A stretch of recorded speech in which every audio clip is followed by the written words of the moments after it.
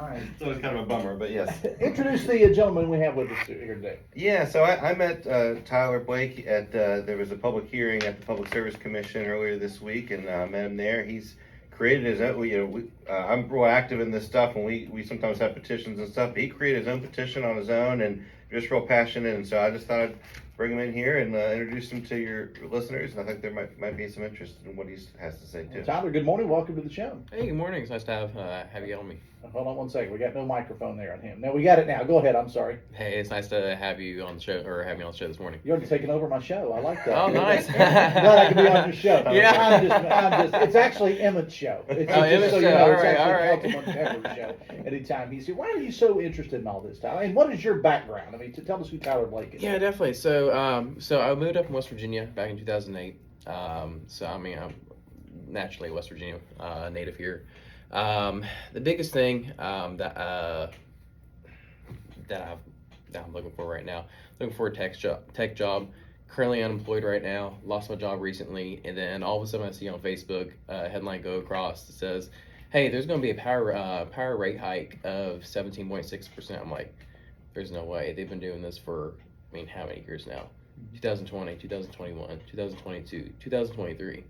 Now it's 2024, and it keeps on going. I'm like, what's going on? Are we going to keep on doing this? When are we going to stop? And I'm looking into this. I'm like, we have people in West Virginia who are currently on assisted living, people who's relying on Social Security income, people who's relying on disability and whatnot. And I'm like, someone's got to do something about this. And I was looking online. I was like, you know what?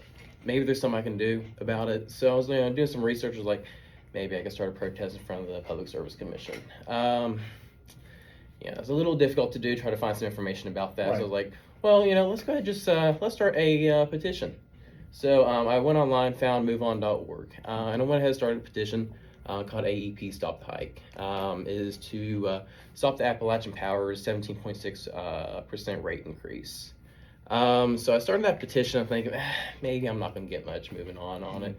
And the funny thing is, I started it last week, and I went ahead around and went from Princeton all the way to Huntington, Charleston, South Charleston, Winfield, Hurricane, and both just in person and online. We've actually reached almost 500 signatures on this petition. People in West Virginia who are current ratepayers of AEP or Appalachian Power are aggravated, they're upset, and they cannot afford these rate hikes. Essentially, in my background, I've never done anything with petitions, anything. You're not with a community activism. activist, so to I am speak. not at all. So this is my first time ever doing something like this, and to be able to stand up for the people and be the voices for the people of West Virginia who this is going to be impacting. I mean, for me, this is a very fulfilling job for me. When I went to the public hearing on Monday at the Public Service Commission in Charleston, I was sitting there and I was listening to the stories that people were giving. And I mean, they're absolute tearjerkers. I mean, you had people there, mothers there, who were crying and begging and pleading to the Public Service Commission and to AEP not to allow this rate increase. Mm-hmm. And I'm sitting there, I'm like, the audacity that these large companies have to try to raise these power rates for people who are essentially living bill to bill, Mm-hmm. or paycheck to paycheck, people on a fixed income. And if you look at the Social Security Administration Cost of Living Adjustment, or COLA, the rate change or adjustment for that for 2022 was 3.2%. And you also look at the average wage growth in West Virginians, or for West Virginians, and it's about 3 to 4% per year. So you kind of take those numbers, even if you add those together, that's a hard word to say. If you add those numbers together, Right. they still don't even reach 17.6%. Yeah, and we've seen our rates double in the past 10, 15 years here at the Appalachian Power service territories. I mean, any customer has seen our rates go up a lot. And so then there's just a steady stream of, there's actually several different cases at the same time at the Public Service Commission that are pending that deal with rates. Mm-hmm. And so there was the public hearing on on Monday that we were talking about. That's for a case where that's called the fuel case, or the ENEC, basically a fuel case, and that, you know, it's something that happens most years where they look at the different costs of fuel and producing electricity.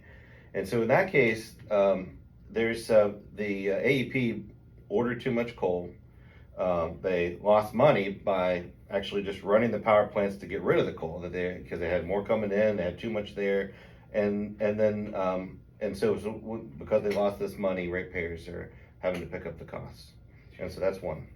Talking to Charles City Councilman Emmett Pepper and also Tyler Blake. Tyler, I want to go back to you for a moment, Emmett. I'll go back to you, but I want to find out, where can people see this petition that you're talking about? It's very important. Yes, so I currently have a Facebook page running. It's called AEP Stop the Hike. You can find that online, and I'm constantly posting updates all day long, giving people information on where I'm at, where they can find the petition, how they can sign, how many we have, any updates that's going on. Just a little fun fact, yesterday and the day before, AEP was having an open house in Hurricane, and I was at the Hurricane one, so Hurricane and in Winfield. Winfield. Yep. And when I was there in Hurricane, I went in there into the building. I was like, all right, I'm gonna just petition about the rate hike. And they were there for a completely different reason. They're trying to install or put transmission lines over the trails and parks there. Yeah. And I was approached by 5 to 8 deputies, escorted out of the building, and they told me that AEP had actually filed a permit to not allow any protesters or petitioners on the property, which was public property. They said I had to go stand on the main road where, on the 4-lane or 2-lane rather. Right, yeah, Taze Valley Road. Exactly. And they said, you can petition there. We fully support what you're doing, but you can't have it or do that here on public property. So I was like, that's messed up. They're like, it's also going to be the same case with Winfield. You cannot be on public streets. You cannot be in the public building or near the public building where AEP is going to be. So what I did, I went exactly to where they told me to go. I went to right at the main road, Yeah, and the I entrance stood to there. Valley Park. Exactly. I went there. I held my sign up. I walked around with the clipboard, got as many signatures as I could. Went to Winfield yesterday, got as many signatures as I could. Went up to where AEP and the deputies were, shook their hands, said, "Hey, thank you all for letting me come here and be able to petition for this rate hike. I'll be right down the road if there's any issues. Yeah. Just let me know." But there were no issues there. But it's crazy. AEP knows what they're doing is wrong, and the fact that they're willing to go out of their way, put these get these permits to keep people from being able to allow their voices to be heard on public property. It's ridiculous. They should be ashamed of themselves. Well, I can tell you, as somebody who attended the Hurricane event, I don't want to talk too much inside baseball, but I live in Hurricane, and so I went to the event in Hurricane, and I was told by someone with the park, and I'll leave their name out, but somebody who was affiliated with Valley Park, that the folks, there was a like a little stand set up there about the Meeks Mountain Trail, and that the folks in the power company were not very happy about that. That they were allowed inside because they were there just at the entrance, and the whole thing was about Save Meeks Mountain Trails, and the folks at Appalachian Power, I'm told AEP were not very happy about that particular thing. Councilman, let's go back to you. Why is this such a big deal to you?